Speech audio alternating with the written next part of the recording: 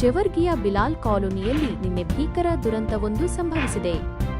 ದಿಢೀರನೆ ಅಪ್ಪಳಿಸಿದ ಭಾರೀ ಮಳೆ ಮತ್ತು ಬಿರುಗಾಳಿಯ ಆರ್ಭಟಕ್ಕೆ ಬಡ ಕುಟುಂಬವೊಂದರ ಆಸರೆಯಾಗಿದ್ದ ಮನೆಯ ಮೇಲ್ಛಾವಣಿ ಸಂಪೂರ್ಣವಾಗಿ ಹಾರಿಹೋಗಿದೆ.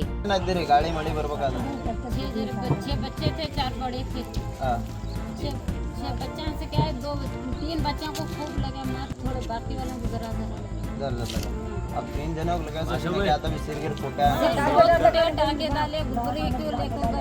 या सरकार दवाखाने में ले देगी नहीं देगी सरकार दवाखाने में लेके गुलबर्गे को लेके सीधा गुलबर्गा घर के अंदर क्या क्या था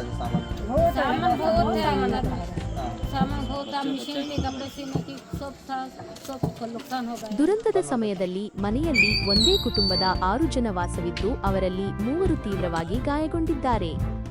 ಗಾಯಾಳುಗಳ ಪರಿಸ್ಥಿತಿ ಚಿಂತಾಜನಕವಾಗಿದ್ದು ಅವರನ್ನು ಹೆಚ್ಚಿನ ಚಿಕಿತ್ಸೆಗಾಗಿ ಕಲಬುರಗಿ ಜಿಲ್ಲಾ ಆಸ್ಪತ್ರೆಗೆ ರವಾನಿಸಲಾಗಿದೆ.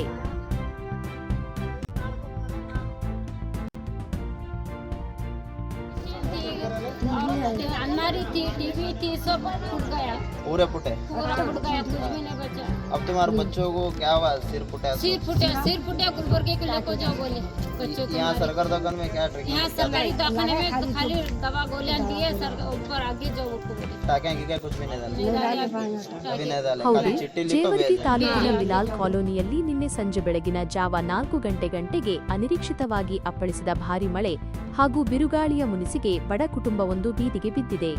ಭಾರೀ ಗಾಳಿಯ ಆರ್ಭಟಕ್ಕೆ ಇಡೀ ಮನೆಯ ಮೇಲ್ಛಾವಣಿಯೇ ಹಾರಿಹೋಗಿದೆ. ಸಂಜೆ ಬೆಳಗಿನ ಗಂಟೆ ಸುಮಾರಿಗೆ ಈ ದುರಂತ ಸಂಭವಿಸಿದ ವೇಳೆ ಮನೆಯಲ್ಲಿ ಒಟ್ಟು 6 ಜನ ಸದಸ್ಯರಿದ್ದರು ಎನ್ನಲಾಗಿದೆ.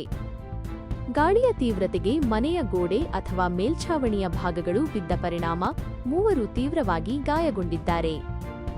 ಇದರಲ್ಲಿ ಒಬ್ಬರಿಗೆ ಸಣ್ಣಪುಟ್ಟ ಗಾಯಗಳಾಗಿದ್ದರೆ ಇನ್ನುಳಿದ ಇಬ್ಬರ ಪರಿಸ್ಥಿತಿ ಅತ್ಯಂತ ಚಿಂತಾಜನಕವಾಗಿದೆ ಎಂದು ತಿಳಿದುಬಂದಿದೆ. ಸ್ಥಳೀಯ ನಿವಾಸಿಗಳು ತಕ್ಷಣವೇ ಕಾರ್ಯಪ್ರವೃತ್ತರಾಗಿ ಗಾಯಾಳುಗಳನ್ನು ರಕ್ಷಿಸಿದ್ದಾರೆ. ಪ್ರಾಥಮಿಕ ಚಿಕಿತ್ಸೆಯ ನಂತರ ಇಬ್ಬರ ಸ್ಥಿತಿ ಗಂಭೀರವಾಗಿದ್ದರಿಂದ ಅವರನ್ನು ತಡಮಾಡದೆ ಹೆಚ್ಚಿನ ಚಿಕಿತ್ಸೆಗಾಗಿ ಕಲಬುರಗಿಯ ಜಿಲ್ಲಾ ಆಸ್ಪತ್ರೆಗೆ ದಾಖಲಿಸಿ ಚಿಕಿತ್ಸೆ ಕೊಡಿಸಲಾಗುತ್ತಿದೆ. ಬಿಲಾಲ್ ಕಾಲೋನಿಯ ನಿವಾಸಿಗಳು ಈ ಘಟನೆಯಿಂದ ತೀವ್ರ ಆತಂಕಕ್ಕೆ ಒಳಗಾಗಿದ್ದಾರೆ. ಸಂಜೆ ತಾನೇ ಸುರಿದ ದಿಢೀರ್ ಮಳೆಗೆ ಇಡೀ ಮನೆ ಕೊಚ್ಚಿ ಹೋಗುವಂತಾಗಿದ್ದು ಕುಟುಂಬದವರು ಸರ್ವಸ್ವವನ್ನು ಕಳೆದುಕೊಂಡು ಕಣ್ಣೀರು ಹಾಕುತ್ತಿದ್ದಾರೆ.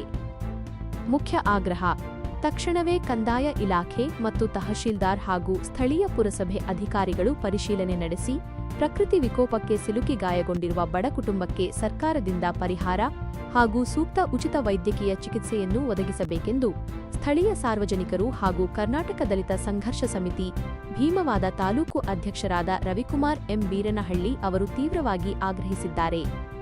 ಅಧಿಕಾರಿಗಳು ಕೇವಲ ಕಾಗದದ ಮೇಲೆ ವರದಿ ತಯಾರಿಸದೆ ತಕ್ಷಣವೇ ಈ ಬಡ ಕುಟುಂಬದ ನೆರವಿಗೆ ಧಾವಿಸಬೇಕಿದೆ.